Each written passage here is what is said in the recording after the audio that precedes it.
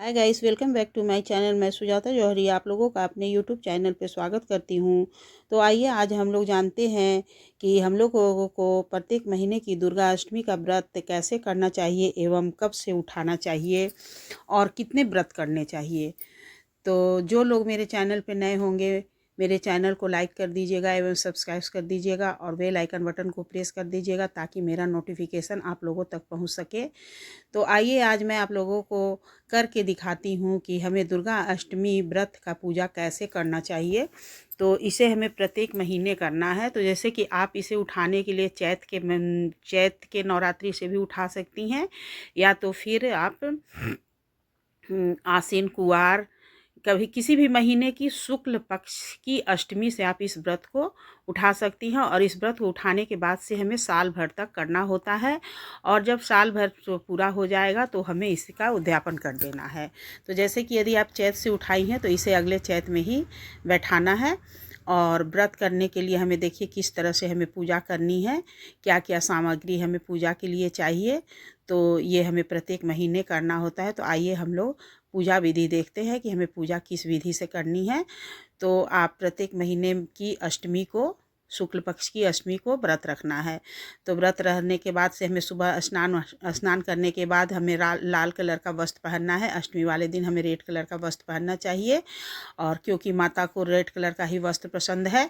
और हमें एकदम अच्छे से तैयार होकर, पैर में महावर लगाकर और खूब अच्छे से तैयार होकर उसके बाद से पूजा करनी है। तो देखिए, पूजा करने के लिए हमें साफ जगह में एक चौकी लगा लेना है। चौकी के ऊपर हमें लाल वस्त्र बिछा लेना है, और फिर हमें चौकी पे चावल का आसन दे देना है। आसन देने के बाद से हमें गणेश जी को बैठाना है। किसी भी पूजा में सबसे पहले गणेश जी का पूजा करना चाहिए, इसलिए हमें गणेश जी की पूजा ज़रूर करनी होती है। तो देखिए, हमें गणेश जी को बैठा लेना है, और उसके बाद से हमें दुर्गा जी को, आपके घर में यदि फ़ोटो होगा तो आप फ़ोटो को पोंछ करके रख लीजिएगा, और यदि मूर्ति है तो मूर्ति को आप स्नान करा के इस तरह से वस्त्र पहना करके फिर उन्हें स्थापित कर दीजिएगा। मैं देखिए उन्हें स्नान करवा दी हूँ। स्नान कराने के बाद से इन्हें मैं वस्त्र पहना करके बैठा दी हूँ। प्रत्येक महीने तो देखिए नया वस्त्र आप नहीं ले सकती हैं, इसलिए जब आप शुरुआत करेंगी उस दिन आप उन्हें नया वस्त्र ज़रूर से पहना दीजिएगा।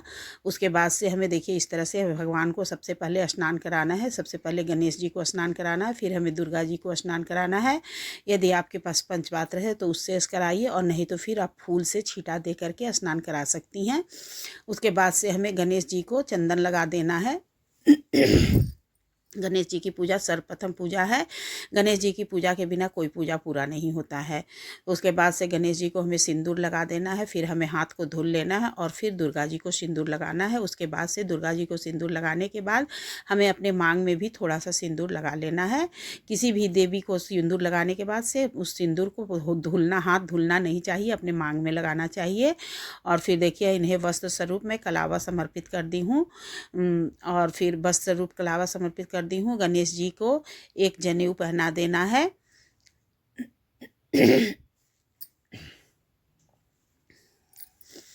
फिर हमें फूल समर्पित कर देना है। आपके पास से जो भी फूल हो, अगर यदि माँ के लिए लाल फूल मिल जाता है तो आप लाल कलर का फूल ज़रूर माता को समर्पित करिएगा, और एक गुलाब का फूल मिल जाए तो वो भी समर्पित करिएगा। और यदि आपको अपराजिता का फूल मिल जाता है तो उसका माला बना करके हमें, क्योंकि माता को लाल फूल बहुत ज़्यादा ही पसंद है, इसलिए हमें लाल फूल कहीं से भी एक फूल खोज कर लाना ज़रूरी होता है। इस तरह से हमें माता की पूजा कर देनी है। फूल चढ़ाने के बाद से हमें दीपक जलाना है। तो दीपक, आप एक दीपक जला दीजिए और धूप बत्ती भी जला दीजिए। आपकी इच्छा है तो आप एक दीपक गणेश जी के लिए भी जला दीजिए, और एक दीपक दुर्गा जी के लिए, और नहीं तो फिर आप एक दीपक एक धूप से भी काम चला सकती हैं।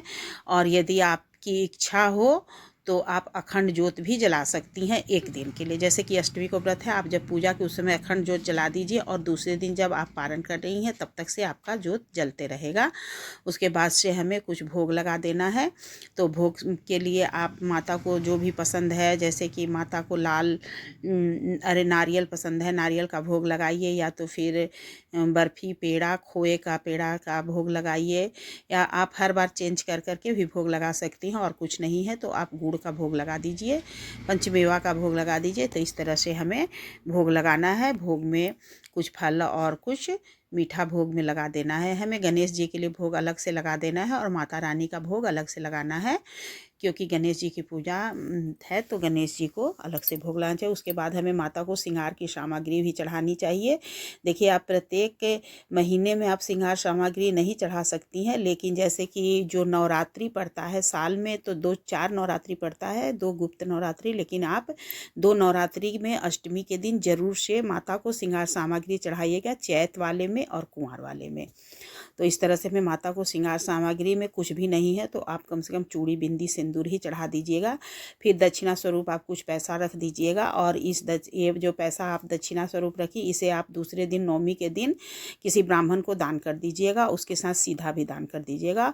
और माता को हमें 2 लौंग और 1 इलायची ज़रूर से चढ़ाना चाहिए। यदि आपको पान की पत्ती मिल जाती है या मंगवा लेती हैं तो आप पान का पत्ती सुपारी भी चढ़ाइए। गणेश जी के लिए पान का पत्ती सुपारी ज़रूर चढ़ाइए। उसके बाद से हमें दुर्गा चालीसा का पाठ करना है। तो इसमें देखिए, सबसे पहले हमें दुर्गा यंत्र जो है तो उन्हें प्रणाम करना है, और उसके बाद से हमें ओम सर्वमंगल मांगल्ये शिवे साधिके शरण्ये त्र्यंबके गौरी नारायणी नमस्तुते बोलने के बाद ही हमें दुर्गा चालीसा का पाठ शुरू करना है। दुर्गा चालीसा का पाठ जब ख़त्म हो जाए तो हमें रख देना है, और उसके बाद से हमें आरती कर लेना है। आरती करने के बाद से हमें हाथ में अक्षत फूल लेकर ही दुर्गा चालीसा पढ़ना चाहिए।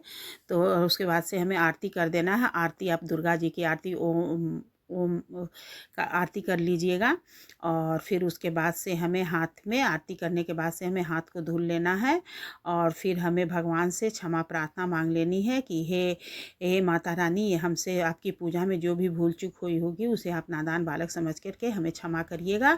और इस तरह से हमें क्षमा याचना करने के बाद से फूल उनके आगे रख देना है, और फिर हमें शाम के टाइम में फलाहार कर लेना है। पूजा करने के बाद दिन में भी फलाहार कर सकती हैं, अन्न नहीं खाना चाहिए, और फिर दूसरे दिन हमें पारण करना चाहिए। इस तरह से हमें दुर्गा अष्टमी का व्रत करना चाहिए। जिन लोगों को मेरा वीडियो अच्छा लगा होगा वो लोग हमें लाइक कर देंगे एवं कमेंट कर देंगे, और कमेंट में जय माता की ज़रूर से ज़रूर लिख दीजिएगा।